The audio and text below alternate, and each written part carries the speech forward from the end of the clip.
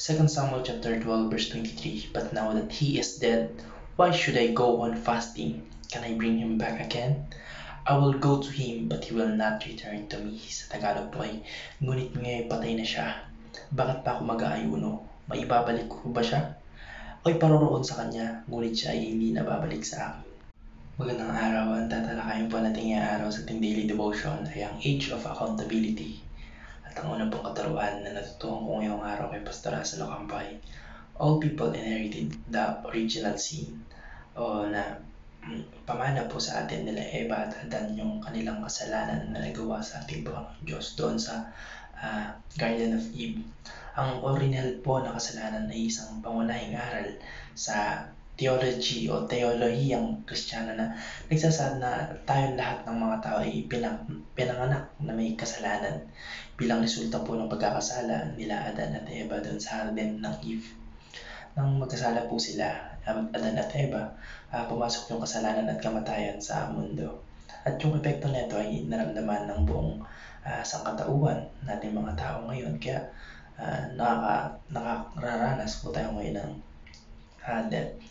Ayon po sa doktrina ito, hindi lamang ang kasalanan ng bawat isa yung nagiging sanhi ng paghihirap, kundi lahat ng tao ay pinanganak na may likas na hilig o inclination na magkasala. Bali, natural na sa atin yung makagawa ng kasalanan o given na sa atin lahat ng mga tao yung pagkakaroon ng kasalanan, dahil nga ito ay namana natin ng original na kasalanan mula sa pinakaunang tao, which is Eve and Adam doon sa hardin ng Eve. Hardin ng Eden pala, Garden of Eve. Eden rather. Kaya ayan yun, natutuhan ko lang po sa pangalawang katuruan ni Pastor Russell Ocampo ay, God alone saves by grace through Christ. Walang sino man yung karapat-dapat sa kaligtasan dahil walang nakakamit sa standard ng ating Panginoon Diyos. Kaya lahat tayong mga tao is kung technically hindi talaga nakapasok o nakatungtong doon sa pinaka-standard ng ating Panginoon Diyos. Pero yung ating Panginoon Diyos po, sa kanyang walang kapantahin na biyaya, sa kanyang grace, ay nagbigay ng kaligtasan sa pamamagitan ng kamatayan, ngunit muling pagkabuhay ng ating Panginoong Kristo doon sa krus ng Kalbaryo. Though walang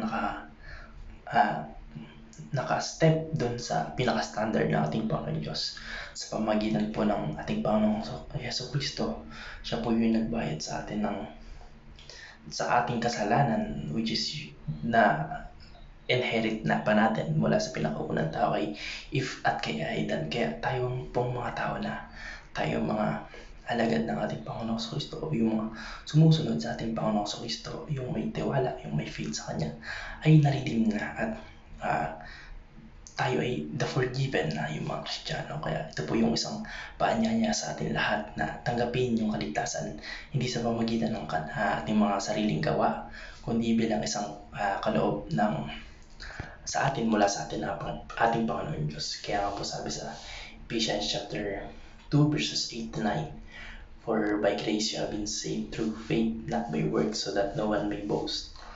It is the gift of God, so that no one may boast. Ang kaligtasan po ay hindi sa ating sariling gawa, kundi it is by grace, o sa kabaitan sa pagiging kind ng ating Panginoon Diyos. Kaya niya tayo pinakalooban ng kaligtasan sa pamamagitan ng ating Panginoong Kristo. Kaya yung ating Panginoon Diyos lamang po yung may kakayang magbigay ng buhay at kaligtasan o salvation. At yung tao po katulad ni David ay umaasa sa kanyang biyaya. Kaya kahit na kaligtasan at buhay na walang hanggan ay higit na tinutukoy sa katuruan ng ating Panginoong Kristo sa New Testament.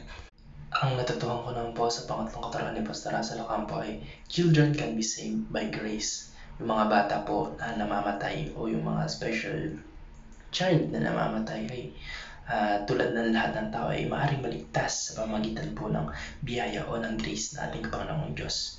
Sa theology po ito ng mga Kristiyano, o nating mga Kristiyano, yung kaligtasan po ay hindi nakasalalay sa gawa ng tao kundi sa biyaya ng ating Panginoong Diyos. At ito po ay pinagkaloob sa pamagitan ng ating Panginoong Kristo.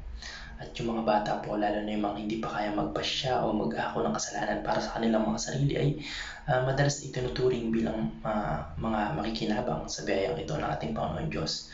Hindi hindi nakasalalay sa kanilang sariling gawa, kundi sa kabutihan at saka sa awa ng ating Panginoon Diyos. Kaya kung may namatay man tayong anak or napa-abort o nalaglag o yung mga special childs na hindi kayang mag-isip para sa kanilang mga sarili, huwag po tayong mangamba kung sila ay maagang nakuha o kinuha rather ng ating Panginoon Diyos, dahil yung kaligtasan nila ay nakasalalay na sa kamay ng ating Panginoon Diyos o sa kabutihan, sa awa o sa grace ng ating Panginoon Diyos, hindi sa kanilang magawa. Yun lang po. Maraming salamat and God bless. Amen.